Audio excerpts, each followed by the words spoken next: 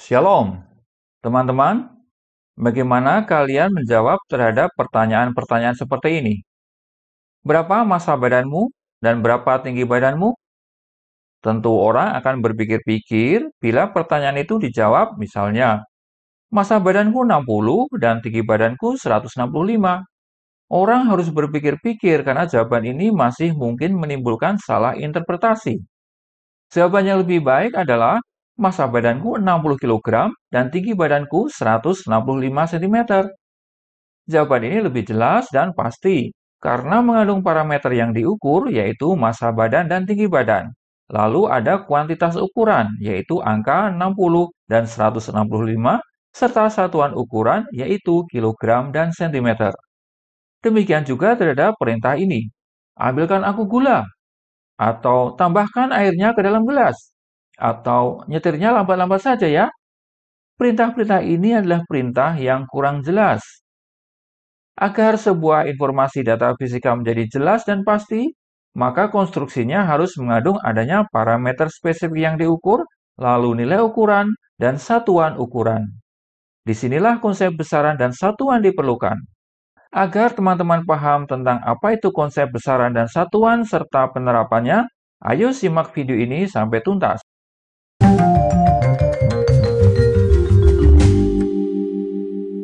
Fisika. Teman-teman, pemahaman tentang konsep besaran dan satuan adalah hal yang sangat penting, karena menjadi dasar untuk memahami konsep-konsep fisika lainnya.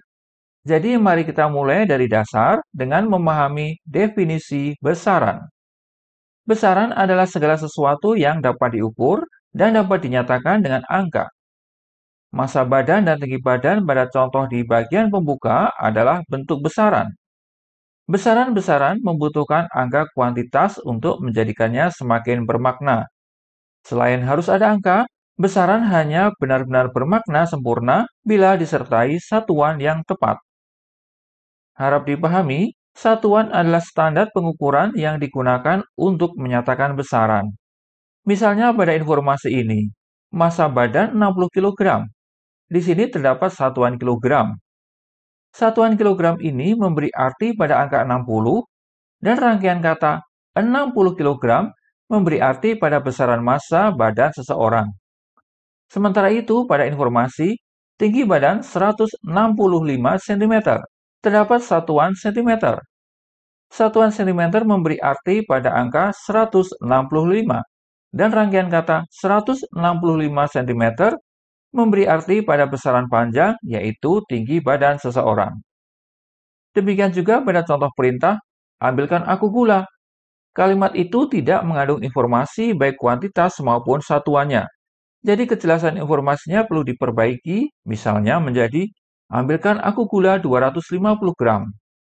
Lalu pada perintah, tambahkan air ke dalam gelas itu. Perlu diperjelas misalnya menjadi, tambahkan air 50 ml ke dalam gelas itu. Sedangkan pada kalimat, nyetirnya lambat-lambat saja. Kalimat ini bisa diperjelas menjadi, nyetirnya lambat-lambat saja, cukup pada kecepatan 30 km per jam. Nah, terasa lebih menjadi informatif kan teman-teman? Dengan demikian, teman-teman bisa menghindari terjadinya kekeliruan interpretasi data. Semoga bisa dipahami ya. Baik, mari kita lanjutkan dengan mengenal jenis-jenis besaran. Besaran dibedakan menjadi dua teman-teman, yaitu besaran pokok dan besaran turunan. Besaran pokok adalah besaran dasar atau besaran yang tidak dijabarkan dari besaran lain. Besaran pokok didefinisikan terlebih dahulu dan ditetapkan sebagai dasar dalam penentuan besaran lain selain besaran pokok. Mengacu pada ketetapan sistem internasional, yaitu suatu sistem satuan standar yang diberlakukan secara internasional, maka terdapat 7 besaran pokok. Mari perhatikan baik-baik penjelasan ketujuh besaran pokok tersebut seperti yang ditampilkan dalam tabel ini. Yang pertama adalah besaran panjang. Panjang adalah jarak antara dua titik. Besaran panjang diberikan simbol huruf L kecil dengan satuan meter atau disingkat huruf M kecil.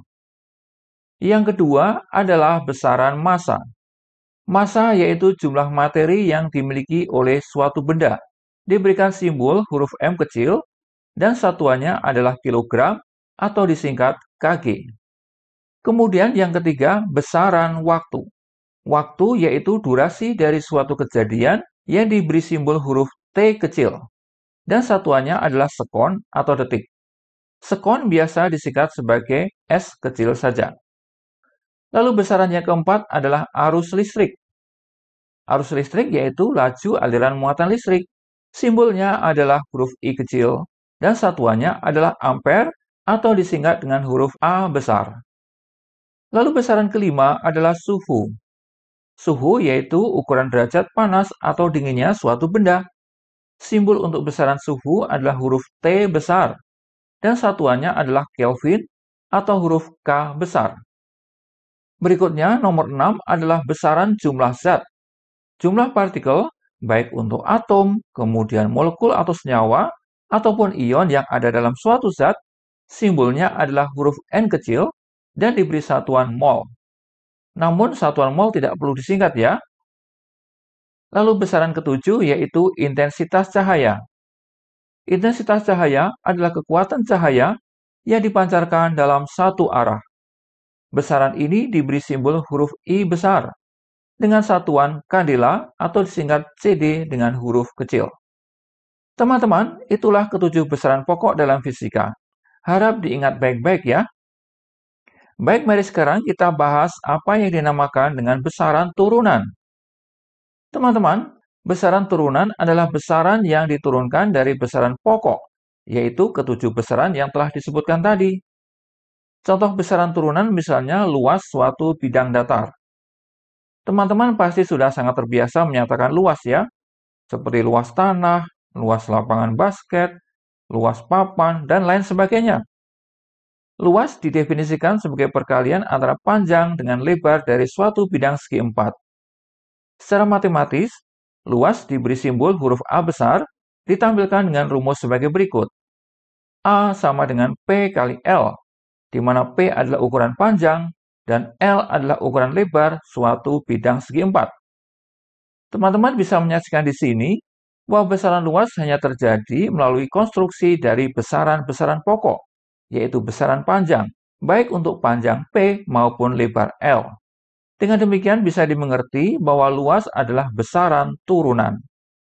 Seperti sudah diketahui, besaran panjang satuannya adalah meter. Oleh sebab itu, luas dinyatakan dengan satuan meter persegi sebagai akibat dari perkalian satuan meter untuk panjang dan satuan meter untuk lebar. Cara berpikir yang sama juga berlaku untuk menjelaskan besaran volume. Volume adalah hasil perkalian antara panjang, lebar, dan tinggi dari suatu benda 3 dimensi. Volume yang diberi simbol huruf V besar secara matematis dinyatakan dengan rumus sebagai berikut. V sama dengan P kali L kali H. Baik panjang P, lebar L, dan tinggi H mengandung besaran pokok yang sama, yaitu panjang, yang memiliki satuan meter. Oleh sebab itu, volume merupakan besaran turunan karena dikonstruksi dari besaran pokok. Sedangkan satuan untuk volume adalah meter kubik sebagai akibat dari perkalian antara tiga besaran panjang dengan satuan meter. Kemudian mari kita bahas besaran turunan yang lain, yaitu kecepatan gerak suatu benda. Kecepatan merupakan hasil bagi antara jarak atau panjang perpindahan suatu benda dengan waktu yang diperlukan selama perpindahan itu. Kecepatan biasa disebutkan dengan huruf V kecil. Secara matematis, kecepatan dinyatakan dengan rumus sebagai berikut. V sama dengan delta X per delta T, di mana delta X adalah jarak perpindahan dan delta T adalah waktu selama perpindahan itu. Jadi besaran kecepatan hanya ada setelah dikonstruksi oleh dua besaran pokok, yaitu panjang untuk perpindahan delta X dan waktu untuk perpindahan delta T. Oleh sebab itu, kecepatan gerak juga merupakan besaran turunan. Satuan yang tepat untuk kecepatan adalah meter per sekon, sebagai hasil dari pembagian satuan meter untuk perpindahan dengan satuan sekon untuk waktu perpindahan. Contoh besaran turunan berikutnya adalah percepatan. Teman-teman, percepatan adalah perubahan kecepatan gerak suatu benda selama selang waktu tertentu. Percepatan biasa disebutkan dengan huruf A kecil. Rumus percepatan dinyatakan sebagai berikut. A sama dengan delta V per delta T. Seperti diterangkan sebelumnya, kecepatan adalah besaran turunan dari besaran pokok panjang dan besaran pokok waktu. Sedangkan delta T dalam rumus ini adalah besaran pokok waktu juga. Jadi terlihat bahwa percepatan dikonstruksi oleh besaran-besaran pokok, yaitu panjang dan waktu. Oleh sebab itu, percepatan disebut besaran turunan. Satuan untuk percepatan adalah meter per sekon kuadrat, yang merupakan hasil pembagian satuan kecepatan meter per sekon dengan waktu, yaitu sekon. Sekarang mari kita bahas massa jenis. Massa jenis yang disimbolkan dengan huruf rho adalah hasil bagi antara massa suatu zat dengan volumenya. Secara matematis, massa jenis ditampilkan dengan rumus rho sama dengan M per V. Teman-teman, seperti telah diketahui, massa termasuk dalam kelompok 7 besaran pokok. Satuan untuk massa adalah kilogram atau disingkat kg. Sedangkan volume, seperti telah diuraikan sebelumnya, merupakan besaran turunan. Volume dikonstruksi oleh 3 besaran pokok panjang, yaitu untuk panjang, lebar, dan tinggi. Satuan untuk volume adalah meter kubik. Nah, jadi jelaskan bahwa massa jenis hanya bisa didefinisikan dengan melibatkan besaran-besaran pokok. Itulah alasan mengapa massa jenis termasuk besaran turunan. Dan satuan yang tepat untuk massa jenis tentu saja adalah kilogram per meter kubik. Bentuk satuan ini adalah akibat dari pembagian massa yang bersatuan kilogram dengan volume yang bersatuan meter kubik. Teman-teman, selain contoh-contoh yang sudah diterangkan tadi, ternyata masih ada banyak besaran turunan yang lain dalam ilmu fisika. Di antaranya adalah impuls, momentum, gaya, kemudian energi atau usaha, atau sering disebut juga kerja, lalu daya, tekanan, dan lain sebagainya. Tabel di layar ini menampilkan daftar besaran turunan tersebut beserta satuannya.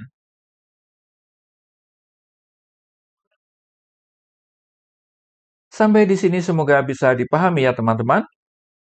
Oh ya teman-teman, namun harap dimengerti ya, bahwa ternyata ada keadaan-keadaan tertentu di mana satuan, khususnya meter dan kilogram, dirasa kurang cocok diterapkan loh. Misalnya saja ketika teman-teman membeli perhiasan emas, akan terasa janggal bila dikatakan bahwa massa kalung itu adalah misalnya 0,0075 kg. Namun akan lebih nyaman dikatakan bahwa massa kalung itu 7,5 gram. Ya kan? Proses perhitungan pun tentu juga akan menjadi lebih mudah bila menggunakan jenis angka sederhana daripada angka desimal yang rumit. Satuan gram ini juga lebih cocok pada pengukuran, misalnya pengukuran massa bumbu masakan, massa zat kimia tertentu untuk praktik laboratorium, kemudian massa obat-obatan, dan lain sebagainya. Teman-teman, keadaan serupa juga terjadi untuk satuan meter, misalnya pada pengukuran sebuah buku tulis. Akan terasa janggal dikatakan bahwa buku tulis itu panjangnya misalnya 0,4 meter dan lebarnya 0,15 meter. Tapi akan menjadi terasa enak dan mudah dimengerti bila pernyataannya adalah panjang buku itu 40 cm dan lebarnya 15 cm. Iya bukan? Satuan cm juga lebih cocok rasanya untuk pengukuran misalnya tinggi tunas kacang, kemudian ukuran sepatu, lalu diameter bola pingpong, dan lain sebagainya. Nah, dari kasus-kasus seperti inilah lalu dikenal sistem satuan yang dinamakan sistem CGS dan sistem MKS. CGS adalah sistem satuan yang terdiri dari satuan cm, gram, dan sekon. Sedangkan MKS adalah sistem satuan yang terdiri dari satuan meter, kilogram, dan sekon. Jadi pada prinsipnya, penggunaan satuan juga harus mempertimbangkan konteksnya. Ketidaktepatan menggunakan suatu satuan malah bisa merepotkan loh, kecuali kalau hanya untuk keperluan perhitungan teoritis saja.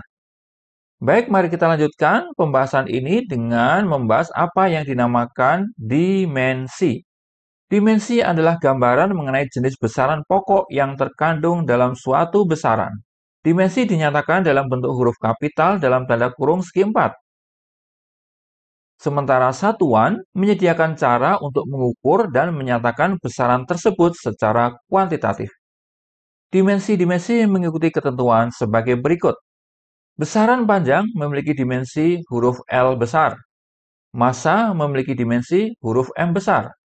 Waktu memiliki dimensi huruf T besar. Suhu memiliki dimensi huruf theta. Arus listrik memiliki dimensi huruf I besar. Jumlah zat memiliki dimensi huruf N besar. Dan intensitas cahaya memiliki dimensi huruf J besar. Secara praktis, dimensi digunakan untuk memastikan kesesuaian suatu persamaan fisika sehingga bisa disimpulkan apakah suatu persamaan itu logis atau tidak. Proses ini dinamakan dengan istilah analisis dimensi. Sebagai contoh, misalnya teman-teman menghadapi suatu persamaan fisika ini.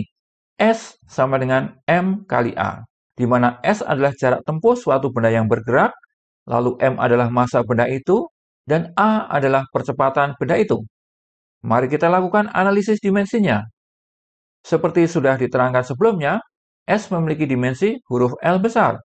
Lalu massa M adalah besaran pokok dengan dimensi huruf M besar. Dan A adalah besaran turunan dengan dimensi L besar kali T besar pangkat minus 2. Dari persamaan fisika tersebut dapat dianalisis bahwa ruas kiri memiliki dimensi L besar dan ruas kanan adalah perkalian antara dimensi M besar dan L besar kali T pangkat min 2.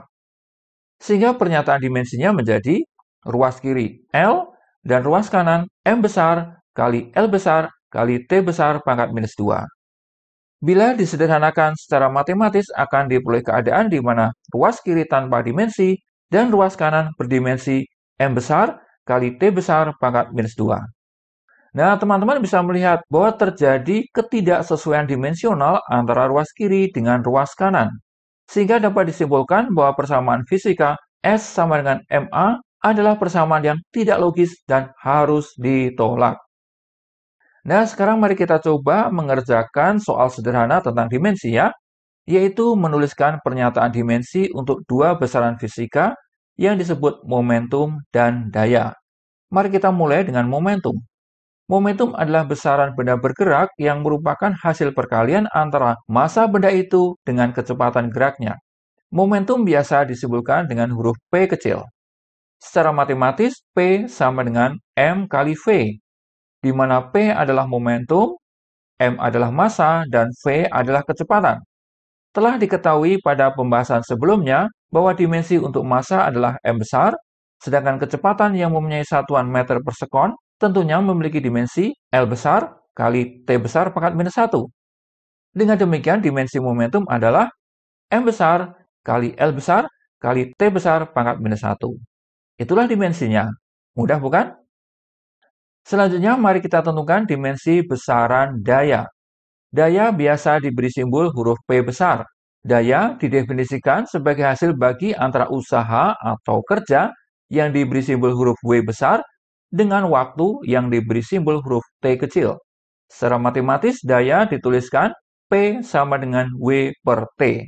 Sedangkan W dijabarkan dari rumus W sama dengan F kali S, di mana F adalah gaya yang diperoleh dari rumus F sama dengan M kali A. Dengan demikian, rumus daya menjadi P sama dengan M kali A kali S per T. Sudah diketahui bahwa dimensi massa adalah M besar, dimensi percepatan adalah L besar kali T besar pangkat min 2, dan dimensi waktu adalah T besar. Sehingga didapatkan dimensi daya adalah M besar kali L besar kali T besar pangkat min 2 kali L besar per T besar. Atau dalam bentuk yang paling sederhana menjadi M besar kali L besar kuadrat kali T besar pangkat minus 3. Nah, begitulah cara penentuan dimensi dari suatu besaran. Oh ya teman-teman, sebetulnya sistem satuan yang lengkap itu tidak hanya sistem internasional saja loh. Pada kesempatan ini teman-teman dikenalkan dua sistem yang lain selain sistem internasional itu. Yang pertama adalah sistem satuan Imperial atau British Unit. Sistem ini banyak digunakan di Amerika Serikat. Satuan-satuan dalam sistem ini adalah sebagai berikut. Untuk besaran panjang dinyatakan dengan satuan inci, kemudian kaki, lalu yard, dan mil. Untuk besaran massa dinyatakan dengan satuan ounce, pound, dan ton. Kemudian untuk volume dinyatakan dengan satuan pin, quart, dan galon. Sedangkan waktu dinyatakan dengan satuan detik atau sekon, lalu menit dan jam. Adapun untuk besaran suhu dinyatakan dengan satuan derajat Fahrenheit. Selanjutnya diperkenalkan sistem satuan yang disebut sistem satuan teknik atau engineering units. Sistem ini sering digunakan dalam bidang teknik dan industri, teman-teman. Untuk besaran panjang dinyatakan dengan satuan mil, kaki, yard, dan mil laut. Untuk besaran massa dinyatakan dengan satuan pound massa dan ton. Untuk gaya dinyatakan dengan satuan pound gaya dan kip. Kemudian besaran energi dinyatakan dengan satuan British Thermal Unit atau BTU.